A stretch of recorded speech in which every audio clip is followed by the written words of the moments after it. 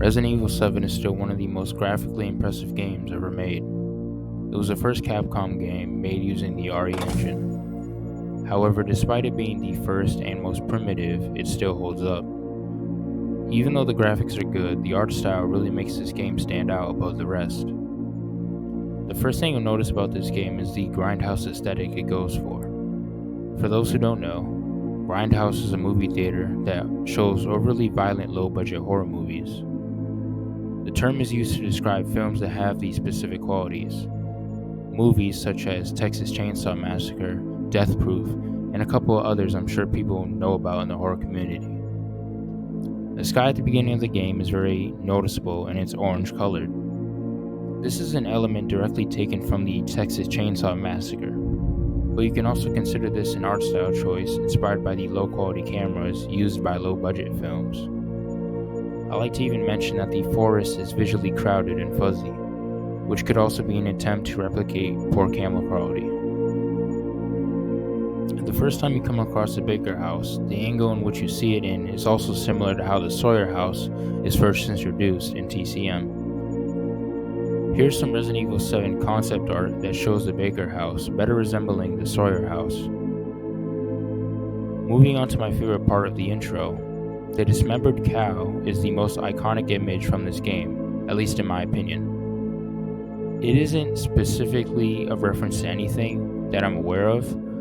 Someone took time setting this up to scare people. Why didn't Ethan immediately turn around and go back to his car is beyond me. But nevertheless, it is still iconic. Skipping forward to the house itself, it is dark with very little lighting. Despite knowing that there's no immediate present danger, I still feel as though I'm being watched. The house is old and dirty, and it does a good job at setting the mood. There are bugs present everywhere, which could likely be a foreshadowing for a later level in the game. The simple fact that you can't see 3 feet in front of you makes it all the more unnerving. Walking up to the attic, you see this painting. This painting is used multiple times throughout the Baker house. This to me looks like a reference to the movie Funny Games from 1997. It could also be a reference to the Silent Hill 2 Executioner painting you can find. In the attic there's a tape. Going down the stairs to the room with the TV, there's a tape player we can use. This entire VHS section is a homage to found footage movies. The fact that this is a tape for a paranormal video series could be a reference to the rise of ghost hunting videos that are present on YouTube. I really like the way these characters are written. They act like how I'd expect a camera crew to act. The only problem is that they seem less prepared than they should be. There's only one camera guy present. No sound guy, no security, and no ghost expert is present with them.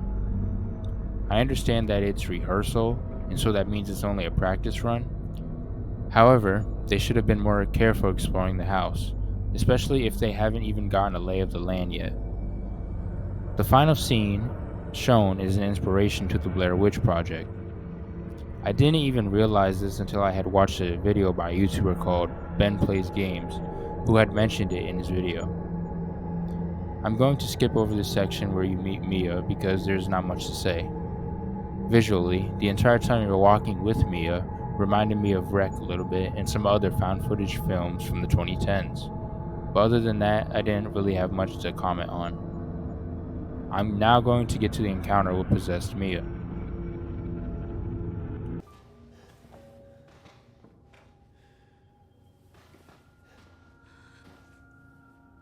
Mia, We gotta get out of here. just stay here, alright? I'm gonna have a look around. After you fight Mia, you'll notice that it's not only dark, but it's raining.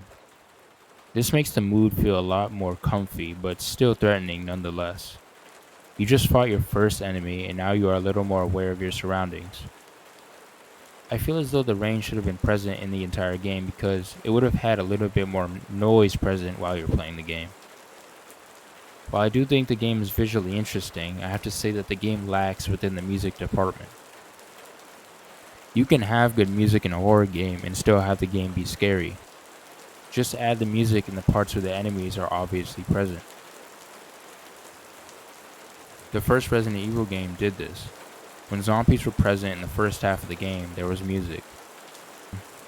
But once the hunters are in the mansion, the music is a lot quieter and more atmospheric.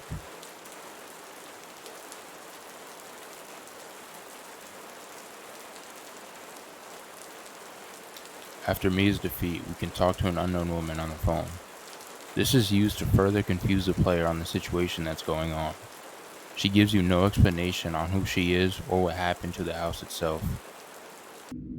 Using the bolt cutters, we have to unlock a cabinet and find the fuse. After using the fuse, we are ambushed by Mia. She sticks a screwdriver into Ethan's hand. This scene kind of ruins the mood in my opinion. Ethan already has a hole in his hand, so he should have been able to pull out the screwdriver with no issues whatsoever. After taking a long time to pull it out, Ethan gets his hand cut off. This is a reference to Evil Dead 2, where Ash cuts off his hand with a chainsaw. Surprisingly, we were spared a gruesome death and were given time to go to the attic. In the attic, we find a gun, specifically a 1911.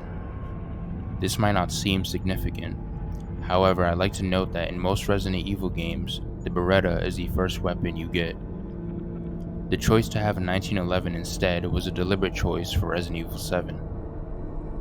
The inclusion of this gun could be a reference to the movie 7, where the main character David Mills is shown to have one of these in the final scene. While 7 isn't low budget, it does have a grindhouse aesthetic caked over it. Spoiler alert for the movie 7 in 3, 2, 1. At the end scene, David Mills murders his wife's killer with a 1911. But in Resident Evil 7, you fight off your possessed wife with a 1911. Again, this in itself could also be a reference. Moving on to the fight with Mia, it is fairly difficult. The attic that acts as an arena could also be referencing the movie Wreck. After defeating Mia, we are knocked out by Jack and taken to his house. I don't know if this scene itself is referencing anything, so I would like someone in the comments to tell me. And finally, we will discuss the dinner scene. The scene is the most obvious reference to the dinner scene in TCM. Many of the same characters are shown, and the food on the table is equally disgusting.